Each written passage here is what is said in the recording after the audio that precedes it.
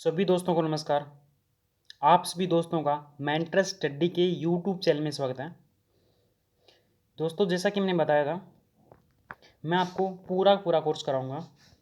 ठीक है, संविधान का हो, इंडिया संविधान, ठीक है, ये भारत का संविधान, राजस्थान का संविधान है जो भी, और राजस्थान जी के, इंडिया जी के, करंट अफेयर के आपको PDF डेली मिल रही है। ठीक है, जितना भी डाटा होगा वो पढ़ाऊंगा। टेस्ट कंप्यूटर के भी मैंने टेस्ट चल रहे हैं, एक टेस्ट आज भी करवाया था, 10:30 बजे क्लास थी। और ऑनलाइन इसलिए नहीं आ रहा, ऑनलाइन में थोड़ी इशू होता है कि ऑनलाइन में जहाँ पे मैं रहता हूँ वहाँ पे नेटवर्क की बहुत ज़्यादा प्रॉब्लम हो रखी है, और बार बार बफरिंग होती है और स्टूडेंट कम आते हैं इसी कारण से, बफरिंग की वजह से, और क्लास बाद में देखते हैं। इसलिए सोचा मैंने कि जो भी संविधान कराऊँ तो वो उसको थ्योरेटिकल, पहले मैंने ऑब्जेक्टिव क्वेश्चन करवा दिए हैं, काफ़ी ऑब्जेक्टिव क्वेश्चन करवाए हैं, सब्जेक्टिव कराए हैं, ऑब्जेक्टिव कराए हैं, और अभी मैं अगलाता हूँ थ्योरी करवा देता हूँ। ठीक है, तो आज करेंगे अपने भारत का संविधान। भारत के संविधान है जो बेसिक से लेके एंड तक अपना पूरा पूरा कंप्लीट कोर्स करेंगे। पूरा पूरा संविधान का तो पार्ट है वो पूरा पूरा बेसिक से लेके एंड तक पूरा पूरा कंप्लीट करेंगे। आज के संविधान में अपने संविधान सभा की बात करेंगे। ठीक है, तो एक छोटी सूचना आपके लिए, यदि आप हमें नए हो, ठीक है यार, पहली बार हमसे देख रहे हो, तो इस वीडियो को लाइक करना, चैनल को सब्सक्राइब कर जरूर करना, और क्लास पूरी देखने के बाद, एक बार क्लास पूरी देखना, आराम से आपके समझ में आ जाएगा। क्लास पूरी देखने के बाद आपको कमेंट में अपनी राय बताना कि आपको क्लास कैसी लगी।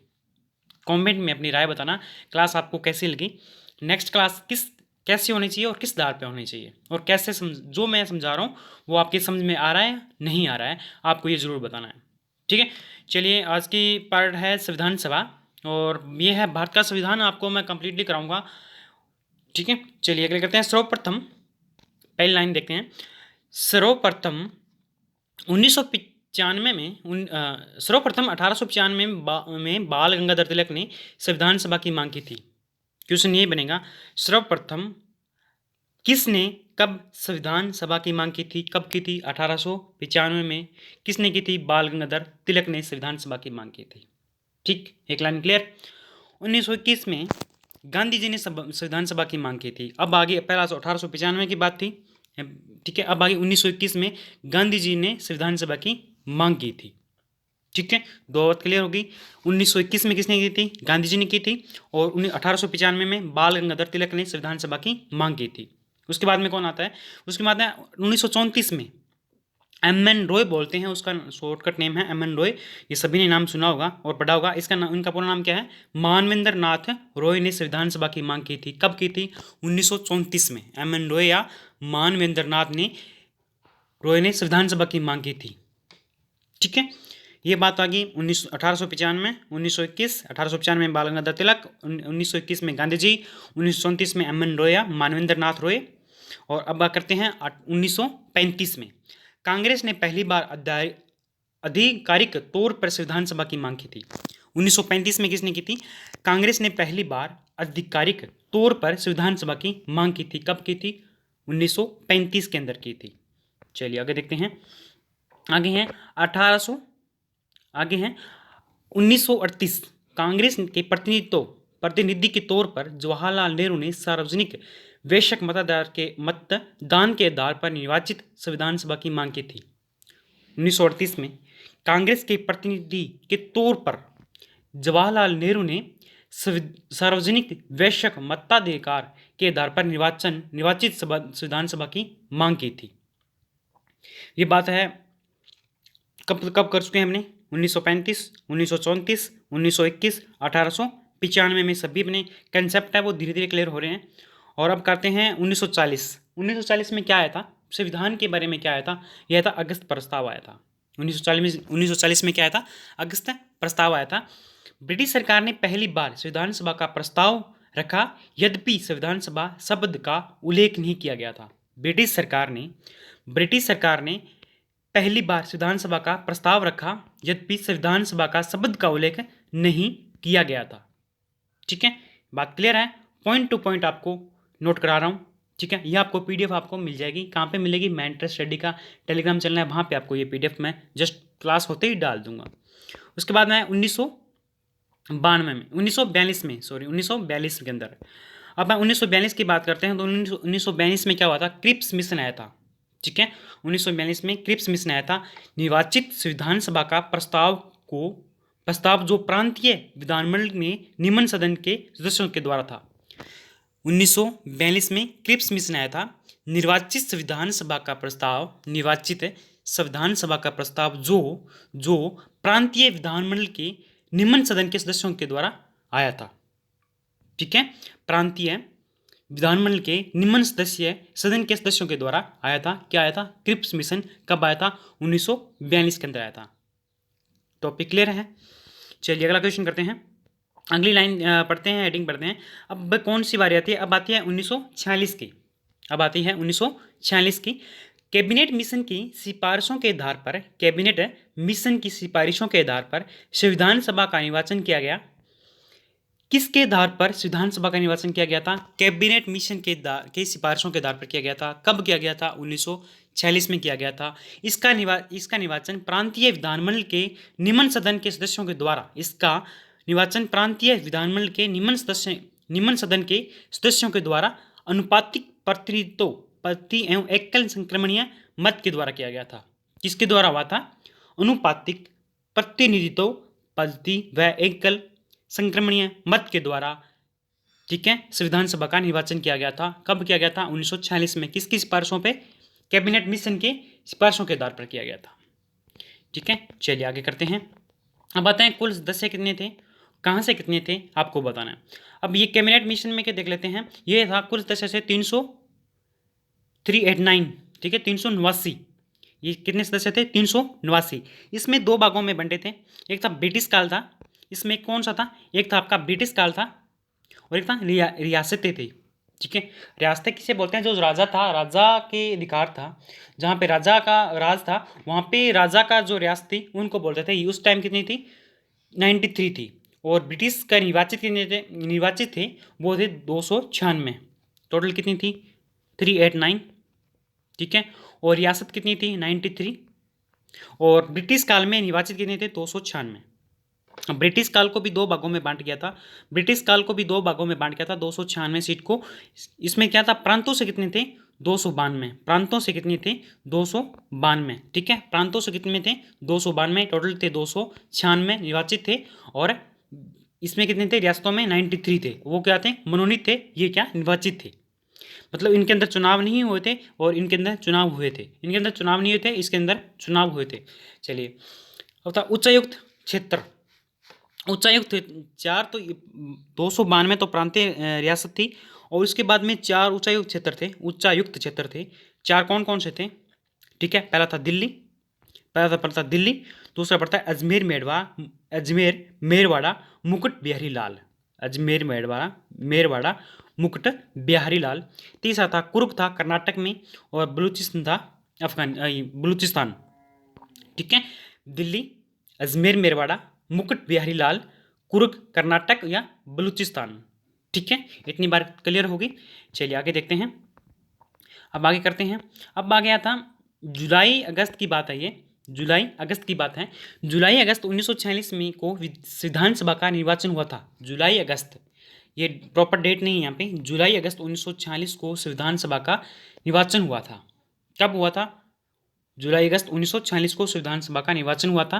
कांग्रेस के 208 सदस्य निर्वाचित हुए थे। कांग्रेस के 208 सदस्य निर्वाचित हुए थे। इस मुस्लिम के लिए 78 सीट आरक्षित थी। मुस्लिम के लिए 78 सीट आरक्षित की गई थी। इसमें से 73 सीट पर मुस्लिम लीग के सदस्य निर्वाचित हुए थे।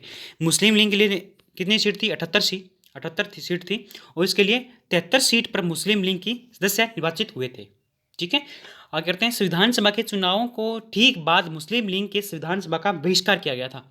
संविधान सभा के चुनाव के ठीक बाद मुस्लिम लीग के संविधान सभा का बहिष्कार किया गया था। ठीक है, बहिष्कार किया गया था। किसका किया गया था? कब किया गया था? संविधान सभा के चुनाव के ठीक बाद मुस्लिम लीग ने संविधान सभा का बहिष्कार कर दिया था। ठीक है, बहिष्कार कर दिया था। चलिए अब आगे देखते हैं, आगे करते हैं। आगे है महात्मा गांधी एवं मोहम्मद अली जिन्ना को चुनाव नहीं लड़ा था। महात्मा गांधी एवं मोहम्मद अली जिन्ना ने, अब ये पूछ सकता है आपको, ऑप्शन है, 4 ऑप्शन देगा और इनमें से चुनाव किसने लड़ा था, किसने नहीं लड़ा था। और ये सबसे पहले तो गांधी जी का थोड़ा चर्चा रहता है और गांधी जी ने क्या कुछ नहीं किया था। तो गांधी जी का सबसे पहले नाम आएगा और मोहम्मद अली जिन्ना ने तो अगर पूछा जाए ऑप्शन में तो गांधी जी और मोहम्मद अली जिन्ना ने चुनाव नहीं लड़ा था। इसमें कुल 15 सदस्य निर्वाचित हुई थी। महिला सदस्य कितनी थी? 15 थी। ठीक है, इसमें कुल कितनी थी? 15 महिला सदस्य थी। जयप्रकाश नारायण व तेज बहादुर प्रभु ने संविधान सभा के त्याग पत्र दे दिया था। जयप्रकाश नारायण व तेज बहादुर ने संविधान सभा को से त्याग पत्र दिया था। ठीक है, जय प्रकाश नारायण व तेज बहादुर ने संविधान सभा से त्याग पत्र दे दिया था। चलिए आगे देखते हैं। आगे हैं, अब आती है 9 दिसंबर 1946 की बात आती है। 9 दिसंबर 1946 की बात आती है। 9 दिसंबर 1946 को संविधान सभा की पहली बैठक हुई थी। 9 दिसंबर 1946 को संविधान सभा की पहली बैठक हुई थी। वरिष्ठतम सदस्य कौन थे? सच्चिदानंद सिन्हा को अस्थायी अध्यक्ष बनाया गया था। 9 दिसंबर 1946 को संविधान सभा की पहली बैठक हुई थी। वरिष्ठतम सदस्य सच्चिदानंद सिन्हा को अस्थायी अध्यक्ष बनाया गया था। दूसरी बैठक कब होती है? 11 दिसंबर 1946 को संविधान सभा की दूसरी बैठक हुई थी। 11 दिसंबर 1946 को संविधान सभा की दूसरी बैठक हुई थी। डॉक्टर राजेंद्र प्रसाद को स्थायी अध्यक्ष नियुक्त किया गया था। ठीक है, डॉक्टर राजेंद्र प्रसाद को स्थायी अध्यक्ष या निर्वाचित किया गया था, नियुक्त किया गया था दूसरी बैठक में। और पहले कौन था? सच्चिदानंद सिन्हा, और दूसरे में कौन था? डॉक्टर राजेंद्र प्रसाद। चलिए आगे देखते हैं। एच.सी. मुखर्जी को उपाध्यक्ष निर्वाचित किया गया था। एच.सी. मुखर्जी को उपाध्यक्ष निर्वाचित किया गया था। ठीक है, आगे देखते हैं। टी.टी. कृष्णामाचारी को भी उपाध्यक्ष निर्वाचित किया गया था। एच.सी. मुखर्जी को उपाध्यक्ष निर्वाचित किया गया था। टी.टी. कृष्णामाचारी को भी उपाध्यक्ष निर्वाचित किया गया था। बी.एन. राव को संवैधानिक सलाहकार नियुक्त किया गया था। बी.एन. दो व्यक्ति थे, एच.सी. मुखर्जी और टी.टी. कृष्णामाचारी। इनको तो क्या किया गया था? निर्वाचित किया गया था। बी.एन. राव को संवैधानिक सलाहकार नियुक्त किया गया था। बी.एन. राव को संवैधानिक सलाहकार नियुक्त किया गया था। आगे देखते हैं। संविधान का पहला प्रारूप बी.एन. राव ने तैयार किया था। संविधान का पहला प्रारूप बी.एन. राव ने स्वरूप तैयार किया था। ठीक है, संविधान का पहला प्रारूप बी.एन. राव ने तैयार किया था। जबकि अंतिम प्रारूप किसने तैयार किया था? प्रारूप समिति ने तैयार किया था। अंतिम प्रारूप समिति ने तैयार किया गया था। अब आती है तीसरी बैठक आती है। 13 दिसंबर 1946 को पंडित जवाहरलाल नेहरू ने उद्देश्य प्रस्ताव पेश किया था। 13 दिसंबर 1909, 11 और 13। ठीक है, 9 को पहली और 11 को दूसरी और 13 को तीसरी। 13 दिसंबर 1946 को पंडित जवाहरलाल नेहरू ने उद्देश्य प्रस्ताव पेश किया था। उद्देश्य प्रस्ताव किसने पेश किया था? पंडित जवाहरलाल नेहरू ने। पंडित जवाहरलाल नेहरू ने क्या पेश किया था? उद्देश्य प्रस्ताव कब किया गया था? 13 दिसंबर 1946 को पेश किया गया था। चलिए आगे देखते हैं। अब वही करते हैं। 22 जनवरी 1947 को संविधान सभा के उद्देश्य प्रस्ताव पारित किया। 22 जनवरी 1947 को संविधान सभा का उद्देश्य प्रस्ताव पारित किया गया था। ठीक है, 22 जनवरी 1947 को संविधान सभा का उद्देश्य प्रस्ताव पारित किया गया था। अब क्या उद्देश्य प्रस्ताव की प्रमुख विशेषताएं या मुख्य विशेषताएं क्या थी, आपको ये देखना है। ठीक है, आई थिंक आपको सभी के समझ में आ रहा होगा। मैं आपको पूरी कोशिश करूंगा अच्छे से समझाने की। जो फैक्ट है, जो डायरेक्ट फैक्ट है, वो फैक्ट सीधे बताना आसान होता है, क्योंकि उसमें कुछ मेथड नहीं बनता बताने का। जो फैक्ट है, नॉर्मल से जैसे फैक्ट हैं, वो सीधे आपको बता रहा हूँ और बाकी आपको अच्छे से समझा दूंगा। संप्रभु एकीकृत राष्ट्र की स्थापना करना। उद्देश्य का प्रस्ताव क्या था? उद्देश्य प्रस्ताव की प्रमुख विशेषता क्या थी? संप्रभु एकीकृत राष्ट्र की स्थापना करना। लोकतांत्रिक गणराज्य की स्थापना करना। लोकतांत्रिक गणराज्य की स्थापना करना। संप्रभु एकीकृत राष्ट्र की स्थापना करना। लोकतांत्रिक गणराज्य की स्थापना करना। नागरिकों को सामाजिक, आर्थिक, राजनीतिक न्याय प्रदान करना। नागरिकों को सामाजिक, आर्थिक और राजनीतिक न्याय प्रदान करना था। नागरिकों को मूल अधिकार प्रदान करना। नागरिकों को मूल अधिकार प्रदान करना था। विचार और अभिव्यक्ति की स्वतंत्रता प्रदान करना। विचार एवं अभिव्यक्ति की स्वतंत्रता प्रदान करना था। धर्मनिरपेक्ष राष्ट्र की स्थापना करना। धर्मनिरपेक्ष राष्ट्र की स्थापना करना। इनकी करीबन 6 मुख्य विशेषता थी। संप्रभु एकीकृत राष्ट्र की स्थापना करना, लोकतांत्रिक गणराज्य की स्थापना करना, नागरिकों को सामाजिक आर्थिक राजनीतिक न्याय में प्रदान करना। लोग नागरिकों को सामाजिक आर्थिक राजनीतिक न्याय प्रदान करना, नागरिकों को मूल अधिकार प्रदान करना, विचार और अभिव्यक्ति की स्वतंत्रता प्रदान करना, धर्मनिरपेक्ष राष्ट्र की स्थापना करना, धर्मनिरपेक्ष राष्ट्र की स्थापना करना। चलिए आगे करते हैं, आगे हैं, अब देखते हैं यह आपका उद्देश्य प्रस्ताव। ठीक है, उद्देश्य प्रस्ताव। उद्देश्य प्रस्ताव संविधान सभा के लिए दिशा निर्देशिका था। उद्देश्य प्रस्ताव क्या था? संविधान बनाना था, उसका एक पहले प्रारूप तैयार किया गया था। जब संविधान बनाया था उसे क्या एक दिशा निर्देश, जो उसकी डायरेक्शन निकलेगी उसका पहले प्रारूप बनाया गया था। भी संविधान अपना ऐसे करके ऐसे बनेगा, इस कंडीशन में जाएगा, इस देश से अपना ये मैटर लिया जाएगा और ऐसे अपने इस नियम से रूल एंड रेगुलेशन स्टार्ट होंगे। ठीक है, और संविधान सभा के लिए दिशा निर्देशिका मतलब उसके बारे में पहले पूरी गणना की गई थी, जिसके बारे में, किसके बारे में? संविधान के बारे में, क्या कुछ उसमें शामिल होना है। ठीक है, और आगे लिखा है संविधान के आदर्शों की में इसमें शामिल किया गया था। संविधान के आदर्शों मतलब उसके मूल भौतिक कण थे, मतलब किस आधार पे बनेगा उसको ये बनाया गया था। किसमें? उद्देश्य प्रस्ताव के अंदर प्रस्तुत किया गया था भी ये कुछ अपना मैटर होगा संविधान के बारे में। चलिए आगे देखते हैं, इसमें थी महत्वपूर्ण समितियां कौन सी थी और इनके अध्यक्ष कौन थे। उद्देश्य प्रस्ताव में महत्वपूर्ण समितियां कौन थी और उसके अध्यक्ष कौन थे, अब ये बात करते हैं। महत्वपूर्ण समितियां, संघीय संविधान समिति, संघीय संविधान समिति, पहली समिति कौन सी थी? संघीय संविधान समिति, संघीय शक्ति समिति और प्रांतीय शक्ति समिति। पहले 3 समिति देखते हैं, संघीय संविधान समिति, संघीय शक्ति समिति, प्रांतीय शक्ति समिति। इसके अध्यक्ष कौन थे? इसके अध्यक्ष जवाहरलाल नेहरू, इसके अध्यक्ष थे जवाहरलाल नेहरू। संघीय संविधान समिति, संघीय शक्ति समिति, प्रांतीय शक्ति समिति, तीनों समितियां थी, ये महत्वपूर्ण समितियां हैं। इन 3 समितियों के अध्यक्ष कौन थे? पंडित जवाहरलाल नेहरू इनके अध्यक्ष थे। क्लियर? चलिए आगे देखते हैं, अब आ गया प्रांतीय संविधान समिति। प्रांतीय संविधान समिति, प्रांतीय संविधान समिति अध्यक्ष कौन थे? सरदार वल्लभ भाई पटेल, सरदार वल्लभ भाई पटेल इनके अध्यक्ष थे। प्रांतीय समिति के कौन अध्यक्ष थे? सरदार वल्लभ भाई पटेल।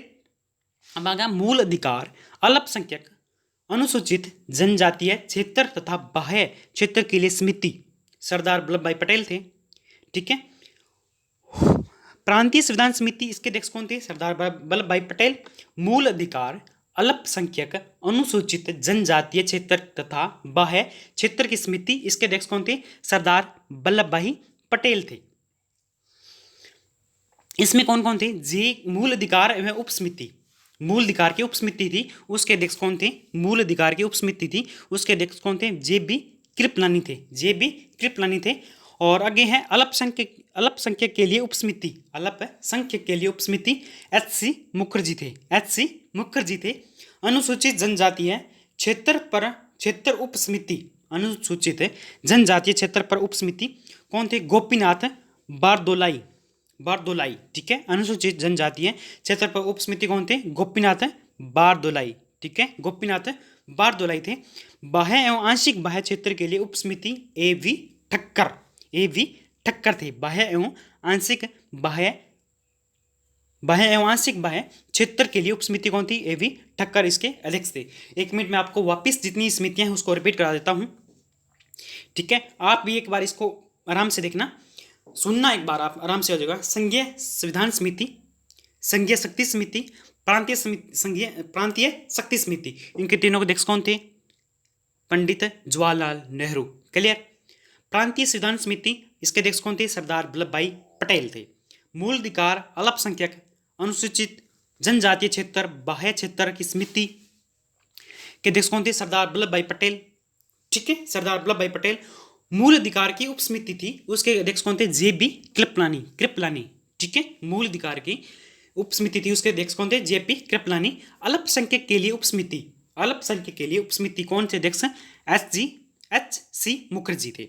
अनुसूचित व जनजातीय क्षेत्र की उप समिति गोपीनाथ बारदोलाई, गोपीनाथ बारदोलाई थे। बाह्य एवं आंशिक बाह्य क्षेत्र के लिए उप समिति ए.वी. ठक्कर, ए.वी. ठक्कर थे, ए.वी. ठक्कर थे। चलिए आगे देखते हैं, आगे अपने प्रारूप समिति की बात करते हैं। आगे क्या करते हैं? प्रारूप समिति की बात करते हैं। प्रारूप समिति के 2 अध्यक्ष थे, कौन था? क्या नाम था उसकी अपने बात करते हैं। डॉक्टर भीमराव अंबेडकर, प्रारूप समिति कौन थे? डॉक्टर भीमराव अंबेडकर, ये कौन थे? अध्यक्ष थे। क्या थे? अध्यक्ष थे। गोपाल स्वामी अय्यर, गोपाल स्वामी अय्यर ये समिति के अध्यक्ष थे, ये भी थे। इसके समिति में कौन कौन व्यक्ति थे? और कृष्ण स्वामी अय्यर थे, K M Munshi, Mohammad Sadulat, N Madhavram, B L Mitra त्यागपत्र थे, बी एन मित्र त्यागपत्र थे, और टी कृष्णमाचारी। डीपी खेतान की मृत्यु हो गई थी, डीपी खेतान की मृत्यु हो गई थी तब ये आए थे, डीपी खेतान की मृत्यु हो गई थी तब आए थे टी कृष्णमाचारी, और एन माधवराव बी एल के मित्र के त्यागपत्र थे। ठीक है, चलिए अगला क्वेश्चन करते हैं, आगे देखते हैं अपने। ये थे अपने अध्यक्ष। मैं आपको नेक्स्ट पार्ट कर देता हूँ और आपको आराम से याद हो जाए एक बार। चलिए मैं आपको रिपीट करता हूँ, पीछे वाला डाटा रिपीट कर देता हूँ। कौन कौन अध्यक्ष थे? डॉक्टर भीमराव, गोपाल स्वामी अय्यर, कृष्ण स्वामी अय्यर, और K Munshi, Mohammad Sadulat, N Madhavrao, T Krishnamachari. I think पीछे मैंने रिपीट कर दिया, आपको आगे निकाल के फिर रिपीट किया है ताकि आपको भी थोड़ा याद रहे। चलिए आगे करते हैं अपने। इसके बाद क्या देखते हैं? इसके बाद प्रारूप समिति ने 60 देशों के संविधान का अध्ययन किया और इसमें भारतीय संविधान का प्रारूप तैयार किया। अब क्या इसके बाद क्या क्या था? प्रारूप समिति ने 60 देशों के संविधान का अध्ययन किया और भारतीय संविधान सभा का प्रारूप तैयार किया था, प्रथम पठन, इसमें 3 पठन हुए थे। पठन बहुत ही इम्पोर्टेंट है एग्जाम की दृष्टि से, ये क्वेश्चन बार बार रिपीट होता है, बार बार पूछा जाता है और काफ़ी स्टूडेंट के याद नहीं होता है। पठन क्या चीज़ है? प्रथम पठन, द्वितीय पठन और तृतीय पठन। इसके बाद क्या गया था? प्रारूप समिति में 60 देशों के संविधान का अध्ययन किया गया था और भारतीय संविधान का प्रारूप तैयार किया था। अब इसमें आते हैं 3 पठन आते हैं। पठन की बात करते हैं, कब से कब स्टार्ट हुआ था आपको ये देखना है। प्रथम पठन हुआ था 4 नवंबर 1948 से 9 नवंबर 1948 तक। प्रथम पठन कब हुआ था? 4 नवंबर 1948 से 9 नवंबर 1948 तक। ठीक है। द्वितीय पठन कब हुआ था? 15 नवंबर 1948 से 17 अक्टूबर 1949 तक किया गया था। तृतीय पठन कब हुआ था? 14 नवंबर 1949 से लेकर 26 नवंबर 1949 तक। ठीक है, 1949 तक तैयार हुआ था। प्रथम पठन की बात कर लेते हैं। 4 नवंबर 1948 से 9 नवंबर 1948 तक। द्वितीय पठन 15 नवंबर 1948 से 17 अक्टूबर 1949 तक। तृतीय पठन 14 नवंबर 1949 से लेकर 26 नवंबर 1949 तक तैयार हुआ था। 3 पठन थे। मोस्ट इंपॉर्टेंट क्वेश्चन है, आप इसको वापस से रिपीट कर लेना एक बार, आपके आराम से याद हो जाएगा। चलिए आगे बात करते हैं, आगे देखते हैं। 24 नवंबर 1949 को संविधान को अंगीकृत, अधिनियमित और आत्मप्रीत किया गया था। इस पर 284 देशों ने हस्ताक्षर किए थे। 26 नवंबर 1949 को संविधान अंगीकृत, अधिनियमित और आत्मप्रीत किया गया था। इस पे 284 देशों ने हस्ताक्षर किए थे, यानी उन्होंने ये 284 देशों ने बना के तैयार करके अपना साइन करके छोड़ दिया, भी हमारी तरफ से संविधान तैयार है। आगे चलते हैं, ये है आगे 15 अगस्त 1947 के बाद संविधान की भूमिका। अब क्या ये तो थी 15 अगस्त 1947 के पहले की भूमिका थी, और अब आगे 15 अगस्त 1947 के बाद संविधान सभा की भूमिका। संप्रभु संस्था के रूप में स्थापित हुई। कैबिनेट मिशन की अनुशंसा के आधार पर यह कार्य करने की बाध्यता समाप्त हो गई। कैबिनेट मिशन के अनुशंसा के आधार पर कार्य करने की बाध्यता समाप्त हो गई थी। आगे करते हैं, 15 अगस्त 1947 से संविधान सभा ने दोहरी भूमिका का निर्वहन किया और संविधान सभा के साथ साथ विधानमंडल के रूप में कार्य किया।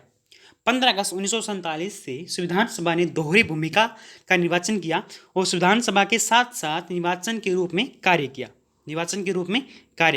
ठीक है, निर्वाचन के रूप में कार्य किया। चलिए आगे देखते हैं। अब आते हैं, आज़ादी के बाद संविधान सभा में 299 सदस्य रह गए थे। आज़ादी के बाद संविधान सभा में 299 सदस्य रह गए थे। कितने सदस्य थे? 299 सदस्य रह गए थे। अब 299 सदस्य वो भी आगे ब्रिटिश काल और रियासतों में बंट गए थे। 299 सदस्य थे, स्टार्टिंग में कितने थे? 309 थे, 309 थे। उसके बाद में 399 सदस्य रह गए थे। 229 सदस्य ब्रिटिश प्रांत से थे, 229 सदस्य ये थे ब्रिटिश प्रांत से थे, और 70 थे रियासतों से 70 सदस्य थे। 299 में से 284 सदस्यों ने हस्ताक्षर किए थे, 299 में 284 सदस्यों ने हस्ताक्षर किए थे, और जो 4-5 बच के 5 जितने भी लोग बचे हैं उन्होंने साइन नहीं किया था। ठीक है, ये 15 सदस्यों ने 15 अनुच्छेद 15 ये क्या बात कर रहा है ये देखते हैं। अनुच्छेद 15 क्या कहता है? अनुच्छेद 15 26 नवंबर 1949 को लागू किया गया था। अनुच्छेद 15 26 नवंबर 1949 को लागू किया गया था। अनुच्छेद 5, 6, 7, 8, 9 नागरिकता से संबंधित है। अनुच्छेद 60 राष्ट्रपति की शपथ है। अनुच्छेद 15 26 नवंबर 1949 को लागू किया गया था। अनुच्छेद 5, 6, 7, 8, 9 नागरिकता से संबंधित है। अनुच्छेद 60 राष्ट्रपति की शपथ से संबंधित है। चलिए आगे देखते हैं, आगे बात करते हैं। अब आ गया अनुच्छेद 324, अनुच्छेद है 324, कौन सा है? निर्वाचन आयोग। 324 किससे संबंधित है? निर्वाचन आयोग से है। और अनुच्छेद 366 367 निर्वाचन संबंधी शब्दावली। अनुच्छेद 324 निर्वाचन आयोग, अनुच्छेद 366 है अपना, 367 है निर्वाचन संबंधी शब्दावली। अनुच्छेद 379, 380, 388, 391, 392 और 393। ठीक है, ये प्रारंभ में अपने अनुच्छेद शुरू किए गए थे।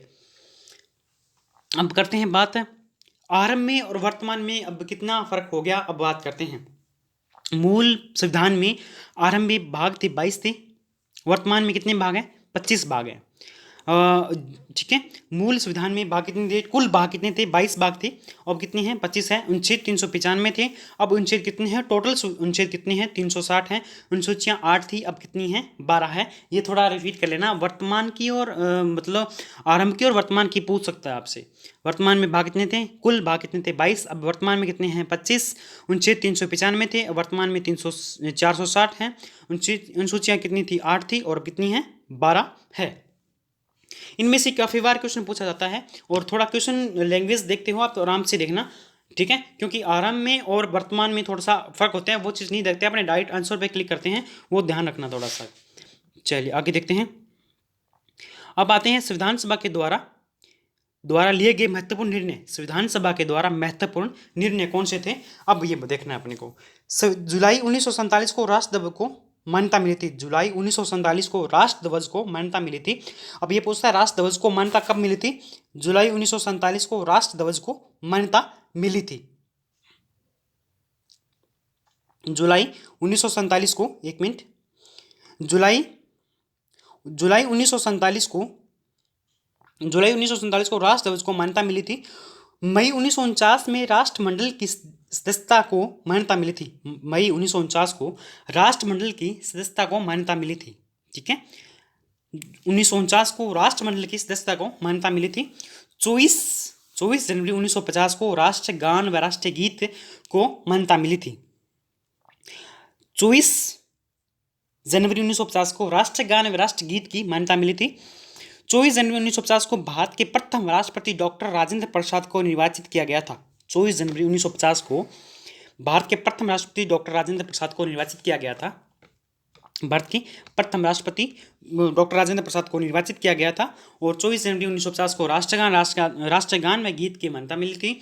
और 24 जनवरी 1950 को ही भारत के प्रथम राष्ट्रपति डॉक्टर राजेंद्र प्रसाद को निर्वाचित किया गया था। जुलाई 1947 को राष्ट्रध्वज की मान्यता मिली थी। और मई 1949 को राष्ट्रमंडल की सदस्यता को मान्यता दी गई थी। आपके आई थिंक याद हो गया होगा। चलिए आगे देखते हैं।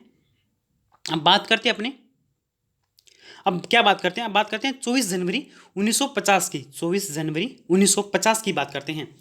24 जनवरी 1950 इस दिन संविधान सभा की अंतिम बैठक थी। इसके बाद इन्होंने सब इसको भंग कर दिया गया था, और इसके बाद संविधान सभा के विधानमंडल में के रूप में यह कार्य करती रही 1952 तक। 24 जनवरी 1950 को इस दिन संविधान सभा की अंतिम बैठक थी। संविधान सभा की अंतिम बैठक कब थी? 24 जनवरी 1950 को। 24 जनवरी 1950 को संविधान सभा की अंतिम बैठक थी। ठीक है, अंतिम बैठक थी। इसके बाद उन्होंने इनको भंग कर दिया गया था और इसके बाद विधानसभा को विधानमंडल के रूप में यह कार्य करती रही थी। कब तक? 1952 तक विधानमंडल के रूप में यह कार्य करती रही थी। चलिए आगे देखते हैं। आगे संविधान सभा की आलोचना। अब क्या बात करते हैं? संविधान सभा की आलोचना की बात करते हैं। संविधान सभा का प्रत्यक्ष रूप से निर्वाचित नहीं हुई थी। संविधान सभा प्रत्यक्ष रूप से निर्वाचित नहीं हुई थी, रियासतों के प्रतिनिधि मनोनीत किए गए थे। संविधान सभा प्रत्यक्ष रूप से निर्वाचित नहीं हुई थी, रियासतों के प्रतिनिधि मनोनीत किए गए थे। ठीक है, किए गए थे। संविधान सभा के सदस्य प्रांतीय संविधान मंडल के द्वारा संविधान सभा के सदस्य प्रांतीय विधानमंडल के द्वारा निर्वाचित किए गए थे। संविधान सभा के सदस्य प्रांतीय विधानमंडल के द्वारा निर्वाचित किए गए थे। प्रांतीय विधानमंडल के सदस्यों का निर्वाचन भी सार्वभौमिक वैश्विक मताधिकार पर नहीं हुआ था। सार्वभौमिक वैश्विक मताधिकार पर नहीं हुआ था। इस समय केवल 10% लोगों के पास मताधिकार था और 90% जनता का था। 10% लोगों के पास मताधिकार था, ठीक है, और 90% जनसंख्या का। दोबारा रिपीट कर लेते हैं इसको। संविधान की सभा की आलोचना। संविधान सभा प्रत्यक्ष रूप से निर्वाचित नहीं हुई थी, रियासतों के प्रतिनिधि मनोनीत किए गए थे। ठीक है, रियासतों के प्रतिनिधि थे वो उनको मनोनीत किए गए थे। संविधान सभा के सदस्य प्रांतीय विधानमंडल के द्वारा निर्वाचन किए गए थे और प्रांतीय विधानमंडल के सदस्यों का निर्वाचन भी सार्वभौमिक वैश्विक मताधिकार पर नहीं हुआ था। उस समय केवल 10% लोग ही मताधिकार था और 10% अतः 90% जनसंख्या का ठीक है, 90% जनसंख्या संविधान सभा के निर्वाचन में अप्रत्यक्ष योगदान भी नहीं था। आगे लाइन और पढ़ लेते हैं। ये क्या? 10% लोगों का मताधिकार था तथा 90% जनसंख्या का संविधान सभा के निर्वाचन में अप्रत्यक्ष योगदान भी नहीं था। अब आगे देखते हैं, आगे बात करते हैं। ये है आपका, आगे देखते हैं, आगे बात करते हैं। उपयुक्त आलोचना उचित नहीं है क्योंकि तत्कालीन परिस्थितियों में संविधान सभा का प्रत्यक्ष निर्वाचन संभव नहीं था। उपयुक्त आलोचना उचित नहीं है क्योंकि तत्कालीन परिस्थितियों में संविधान सभा का प्रत्यक्ष निर्वाचन संभव नहीं था। क्या कारण नहीं था, आपको ये देखना है। क्या इनका कारण होगा? तो इनके पीछे क्या कारण था वो मैं आपको बता रहा हूँ। चुनाव के लिए प्रत्यक्ष ढांचा नहीं था। ये बात बिल्कुल सही है। चुनाव के लिए प्रत्यक्ष ढांचा नहीं था। संसाधनों की कमी थी। राजनीतिक अस्थिरता का वातावरण था क्योंकि काफ़ी लोग थे वो राजनीति में कम भागते थे क्योंकि राजनीति के बारे में बेसिक नॉलेज किसको नहीं था जितना कि आज के युग में है। उस टाइम में राजनीति के बारे में बहुत ही कम माहौल था और संसाधनों की बहुत ज़्यादा कमी थी। चुनाव के लिए पर्याप्त ढांचा नहीं था। ठीक है, चुनाव के लिए पर्याप्त ढांचा नहीं था, मतलब हर चीज़ को समिति के प्रत्यक्ष बनाया जाता था।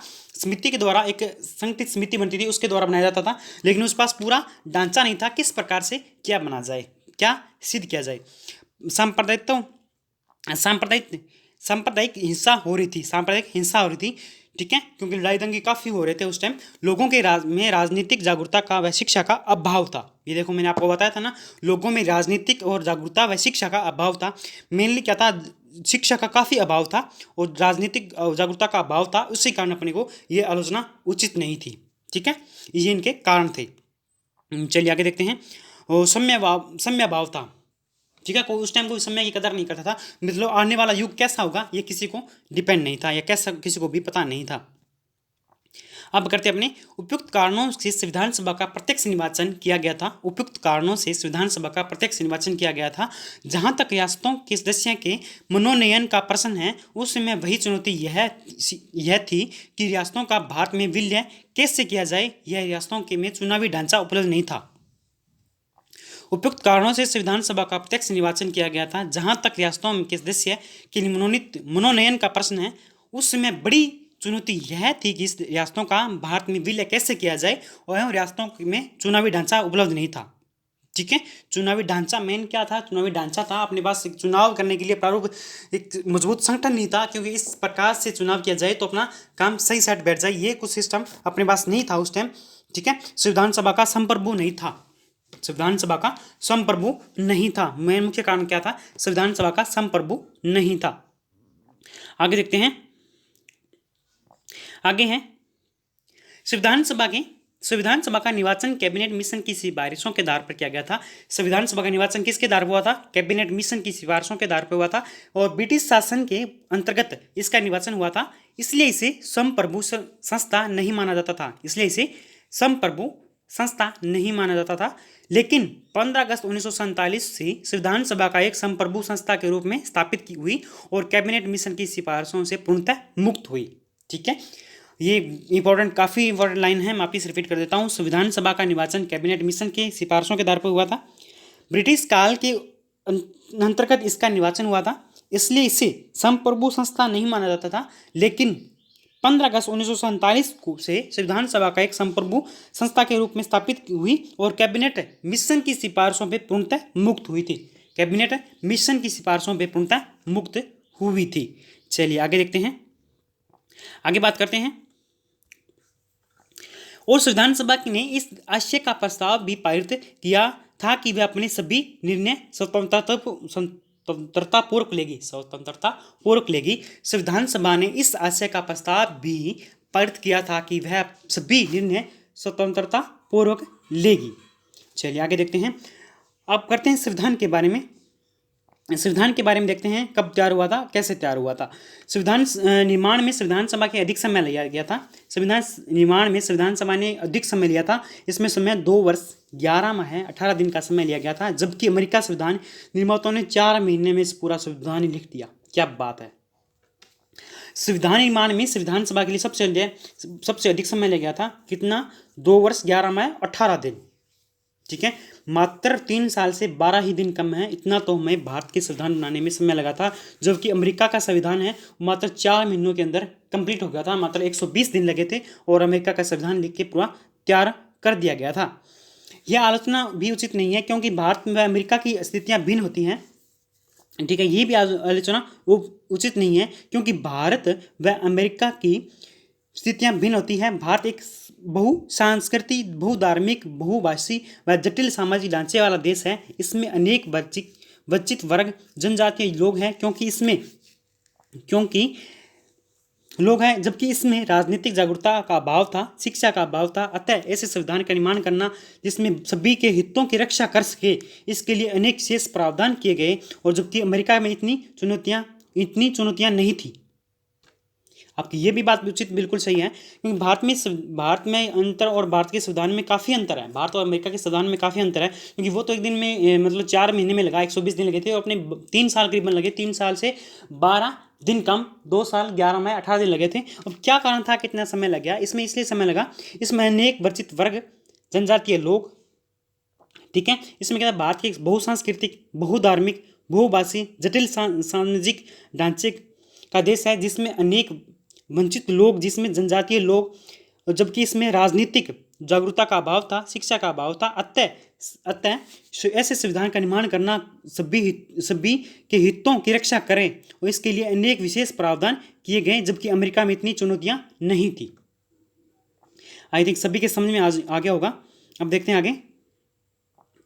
अमेरिका संविधान में रेड इंडियन व निर्गोज के लिए अलग के विशेष प्रावधान नहीं किए गए हैं। अमेरिकी संविधान के लिए रेड इंडियन व निर्गोज के लिए अलग से विशेष प्रावधान नहीं किए गए हैं। ठीक है, अलग से विशेष प्रावधान नहीं किए गए हैं। अब बात करते हैं आगे बात करते हैं। भारतीय संविधान विश्व का सबसे बड़ा संविधान है, क्योंकि इसमें प्रत्येक बात को विस्तार से समझाया गया है, जबकि अमेरिका संविधान अत्यधिक संक्षिप्त है। इसमें केवल 7 अनुच्छेद हैं, जबकि भारतीय संविधान में 395 अनुच्छेद थे। और अभी वर्तमान में कितने हैं, आपको एक कमेंट में मेरे को बताना है। वर्तमान में कितने हैं, मैंने आपको पीछे रिपीट करवाया था। वर्तमान में कितने हैं और उसमें कितने थे? 395 थे। और वर्तमान में कितने हैं आपको कमेंट में बताना है। और जबकि अब वापस से रिपीट कर देता हूँ, भारतीय संविधान विश्व का सबसे बड़ा संविधान है, क्योंकि इसमें प्रत्येक बात को विस्तार से समझाया गया है, जबकि अमेरिकी संविधान अत्यधिक संक्षिप्त है। इसमें केवल 7 अनुच्छेद है, बाकी भारतीय संविधान में 395 अनुच्छेद हैं। भारतीय संविधान में संघ के संविधान का साथ राज्यों के संविधान में शामिल है, जबकि अमेरिका संविधान में केवल संघ का संविधान ही है। भारतीय संविधान में संघ के 7 राज्यों, जितने भी भारत में राज्य हैं, सभी का संविधान है। और जबकि अमेरिका के संविधान में केवल संघ का ही संविधान है, राज्यों का संविधान नहीं है। उसमें संघ के साथ नहीं है, लेकिन सभी का राज्यों का संविधान अलग है, जो कालांतर में बनाए गए थे, जो बाद में बनाया गया था। उसमें क्या है, अपना भारत में संविधान कैसा है, काफ़ी बड़ा है, ठीक है। सभी की मतलब धर्म हो गया, जाति हो गई, वंश, सभी को देखभाल करते हुए, सभी हितों की रक्षा करते हुए, ठीक है, बनाया गया है। जबकि अमेरिका में क्या है, छोटा सा है, उसमें मतलब 7 ही अनुच्छेद हैं, ठीक है, और 120 दिन में बनाकर तैयार कर दिया गया था। इसमें क्या है, सभी की हितों की रक्षा करते हुए बनाया गया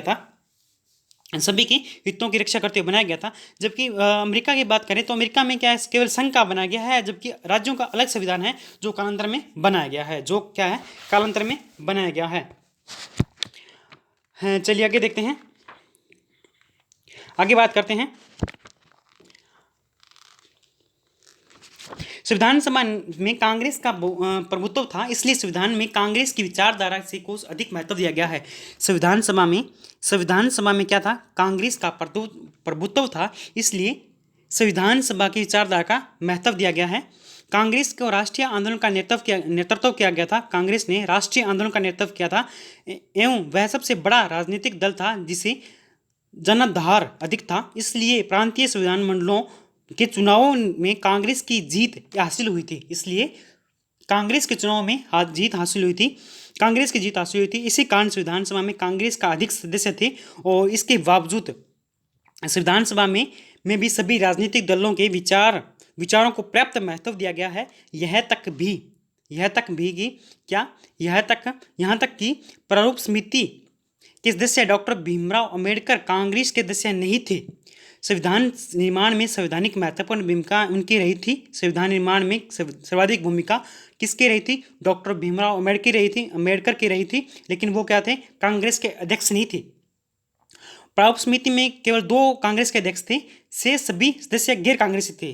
दो ही अध्यक्ष थे, के एम मुंशी और टी कृष्ण मचारी थे। चलिए आगे देखते हैं। वैसे भी संविधान में किसी भी एक विचारधारा को अधिक महत्व नहीं दिया गया है, बल्कि सभी विचारधाराओं को बराबर महत्व दिया गया है। भारतीय संविधान एवं संतुलित संविधान है। क्या है, भारतीय संविधान एक संतुलित संविधान है। आगे देखते हैं। संविधान सभा में हिंदू बहुत थे। संविधान सभा में क्या था, हिंदू बहुत थे, और इसलिए हिंदू विचारों का अधिक महत्व दिया गया है। संविधान सभा का निर्वाचन अनुपातिक प्रतिनिधित्व निर्वाचन पद्धति के आधार पर हुआ था, तथा निर्वाचन के बाद अधिकांश मुस्लिम सदस्य पाकिस्तान चले गए थे, तथा जो मुस्लिम लीग के सदस्य भारत में रह गए, उनका संविधान सभा में स्वागत किया गया था। संविधान सभा में हिंदू बहुत थे, इसलिए हिंदू विचारों का अधिक महत्व दिया गया है, ठीक है। और संविधान सभा का निर्वाचन अनुपातिक प्रतिनिधित्व निर्वाचन पद्धति के आधार पर हुआ था, तथा विभाजन के बाद अधिकांश मुस्लिम सदस्य पाकिस्तान चले गए थे, और तथा जो मुस्लिम लीग सदस्य भारत में रहते, उनका संविधान सभा में स्वागत किया गया था। चलिए आगे देखते हैं। जो मैंने करवा रहा हूँ ये बेसिक और थ्योरेटिकल टाइप है, ठीक है। जो बेसिक थ्योरेटिकल टाइप है, इसमें कोई भी ऐसा कोई मिस प्रिंटिंग नहीं है, और ना कोई भी डाउट है, क्योंकि आपको थ्योरेटिकल है, तो अगर थ्योरी करोगे तो आपको आराम से समझ में आ जाएगा। ऐसी कोई बात नहीं है, आपको आराम से समझ में आ जाएगा। चलिए आगे देखते हैं। आगे इसके विचारों में पर्याप्त महत्व दिया गया है, और वैसे भी संविधान सभा में अधिकांश निर्णय सर्वसम्मति से लिए गए हैं। इसमें क्या गया, इसके विचारों में पर्याप्त महत्व दिया गया है, और वैसे ही संविधान सभा के अधिकांश निर्णय सर्वसम्मति से लिए गए हैं। क्योंकि मैं काफ़ी एक्स्ट्रा नहीं बता रहा हूँ, जितना मेरे पास डाटा था, पर्याप्त डाटा था, थ्योरेटिकल पार्ट था, वो मैंने यहाँ पे सभी पर लिख दिया, क्योंकि बाद में आप भूल जाते हो। जो मैं एक्स्ट्रा इफेक्ट बताता हूँ वो आप भूल जाते हो, इसलिए मैंने सारा पीडीएफ के अंदर मेंशन कर दिया है। जितना भी डाटा था वो मैंने पीडीएफ के अंदर मेंशन कर दिया है, क्योंकि आप जब भी पढ़ो तो एक थ्योरेटिकल लाइन पढ़ो, और आपको पीडीएफ मिलेगी, आप आराम से पढ़ लेना।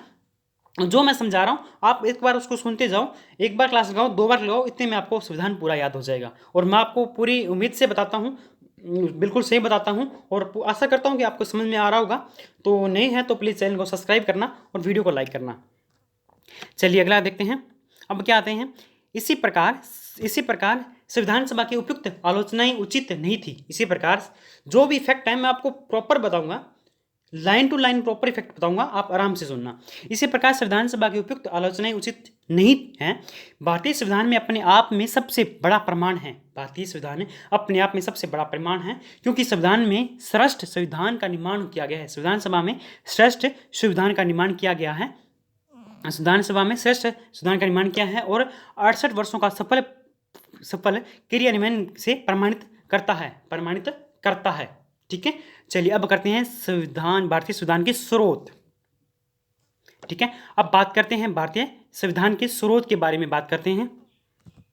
मतलब स्रोत क्या है, किस देश से कौन सा क्या, कहाँ से क्या मैटर लिया गया है, आपको ये बताना देखना है। ठीक है, एक बार जरूर देखना, आराम से सुनना। अगर ये थोड़ा सा हार्ड होता है याद करने के लिए स्रोत, तो आपको आराम से याद हो जाएगा। आशा करता हूँ कि सभी के समझ में आ रहा होगा और आपके याद भी हो जाएगा। संविधान निर्माताओं ने करीब 60 देशों का संविधान का अध्ययन किया गया था। सबसे पहले क्या किया था, 60 देशों का संविधान का अध्ययन किया, उनके संविधान को इकट्ठा किया, उनको पढ़ा, उनका श्रेष्ठ निचोड़ निकाला, क्या निष्कर्ष निकला है उस बातों को ही अपने संविधान के अंदर जोड़ा गया था। और उसके बाद श्रेष्ठ बातों को लेकर हमारे संविधान की रचना की थी। ठीक है, जो इंपॉर्टेंट इफेक्ट लगे भी, हाँ ये कुछ है अपने लिए उपयोगी मैटर है, उसको उठा लिया और अपने संविधान के अंदर लिख लिया। वैसे अपना संविधान एक चोरी का संविधान बोला जाता है, क्योंकि मैं आपको बता रहा हूँ और वैसे भी लगता है, क्योंकि इस 60 देशों का संविधान है, उसको पहले पढ़ा, उसको अध्ययन किया, उसको निचोड़ निकाल के फिर उसको श्रेष्ठ बातें थी उसको ही कैच की, लेकिन खुद से काफ़ी कम लिखा गया, थोड़ा बहुत लिखा गया, लेकिन जो बातें थी वो सभी बाहर के देशों से ली गई थी। अब करते हैं भारतीय संविधान के मुख्य स्रोत निम्न हैं। स्रोत क्या क्या हैं आपको ये बताना है। भारत अधिनियम 1935, भारत सरकार अधिनियम 1935, यह हमारे संविधान का सबसे प्रमुख स्रोत है।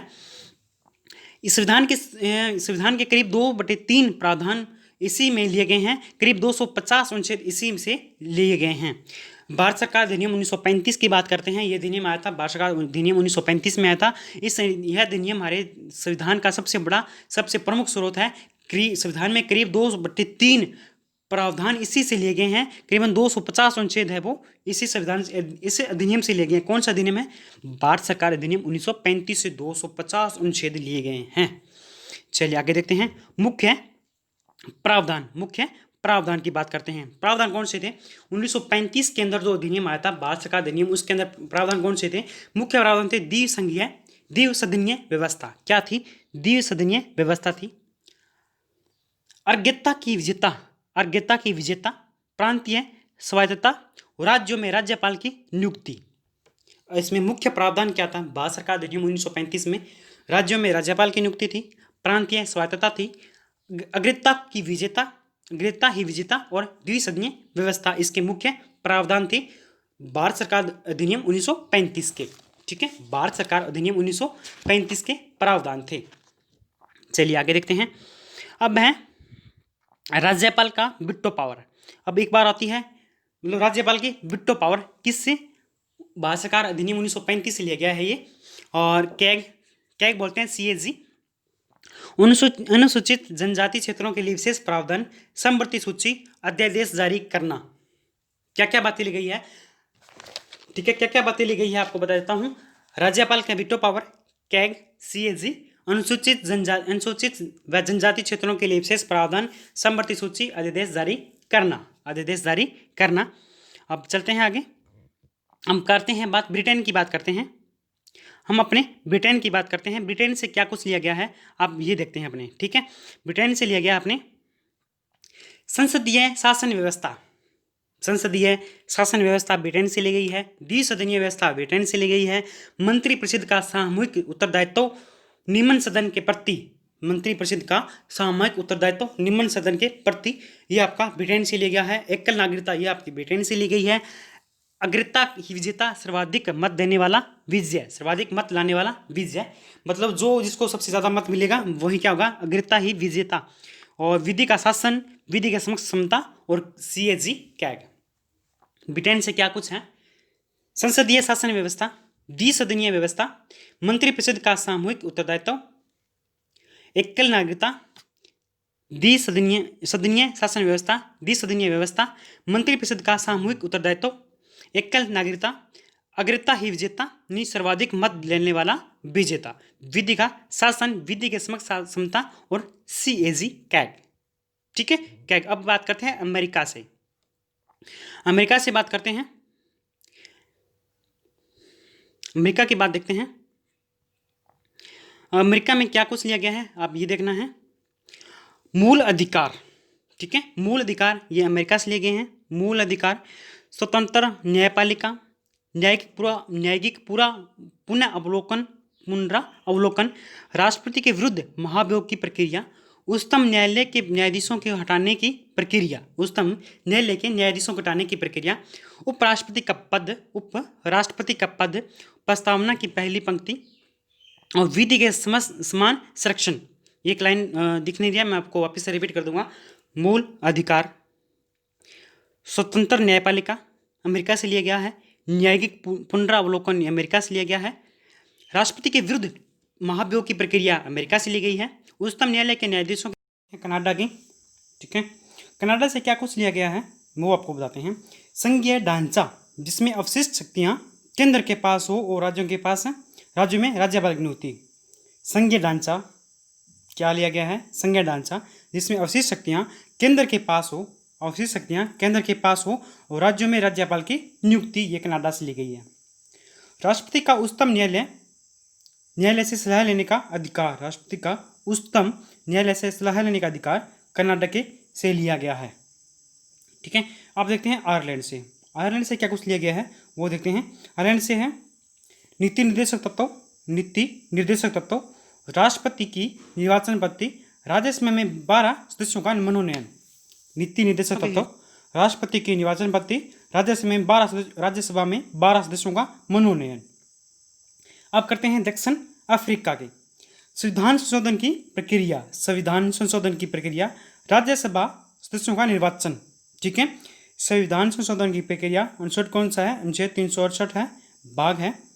ठीक है, 18वां भाग है, राज्यसभा सदस्यों का निर्वाचन। चलिए अगला क्वेश्चन करते हैं। आगे है ऑस्ट्रेलिया, मात्र थोड़ा सा बचा है, लास्ट तक जरूर देखना। ठीक है, लास्ट 5 मिनट की क्लास बची है, वो कर लेते हैं। और अब करते हैं ऑस्ट्रेलिया। ऑस्ट्रेलिया से क्या कुछ लिया गया है वो देखना है। ऑस्ट्रेलिया से है समवर्ती सूची आपकी ऑस्ट्रेलिया से ली गई है। समवर्ती सूची आपकी ऑस्ट्रेलिया से ली गई है। इसके साथ ही संसद का संयुक्त अधिवेशन ऑस्ट्रेलिया से लिया गया है। प्रस्तावना का प्रारूप है, ये ऑस्ट्रेलिया से लिया गया है। समवर्ती सूची, संसद का संयुक्त अधिवेशन, प्रस्तावना का प्रारूप और अंतरराज्यीय व्यापार वाणिज्य का समागम, ये आपका ऑस्ट्रेलिया से लिया गया है।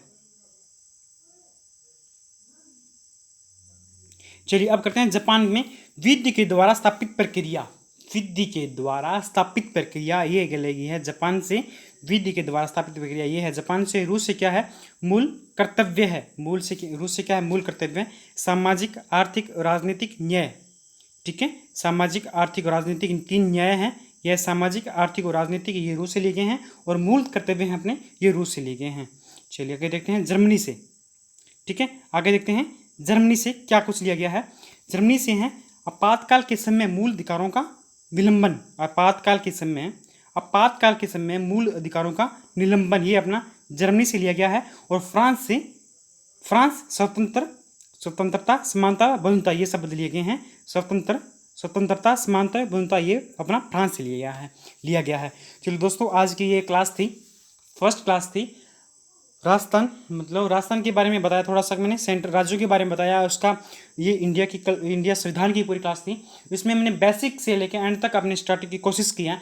पूरा थ्योरेटिकल डाटा है वो मैंने पूरे करवाने की कोशिश किया है। अगर फिर भी कोई डाउट रहा तो आप मेरे को कमेंट में बताना। ठीक है, तो मैं आपको उसका भी सोल्यूशन बता दूंगा।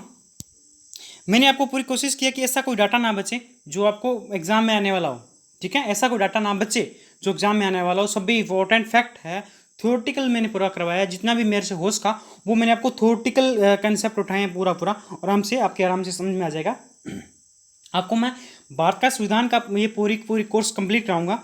ये फर्स्ट क्लास थी, ये अपनी फर्स्ट क्लास थी, फर्स्ट क्लास की ये मैंने करवा दिया है, और सेकंड क्लास होगी वो नेक्स्ट क्लास आएगी। प्लीज़ मेरी आपसे एक रिक्वेस्ट है, इस क्लास के बारे में आपको व्यूज़ बताने हैं, कैसा रहा, कैसी क्लास रही, आपके समझ में आया क्या नहीं आया, नेक्स्ट क्लास कैसे होनी चाहिए, समझाने में क्या सुधार किया जाए, ताकि हमसे नए नए बच्चे जुड़ें। अगर आप अपनी बात पहली बार देख रहे हो तो प्लीज़ चैनल को सब्सक्राइब और लाइक ज़रूर करना, ठीक है। वीडियो को शेयर कर देना, चैनल को सब्सक्राइब कर देना, लाइक कर देना। इसी तरह पूरा मैं इंडिया का संविधान आपको पूरा पूरा करवा दूंगा, ठीक है। इसी के साथ जय हिंद, जय भारत।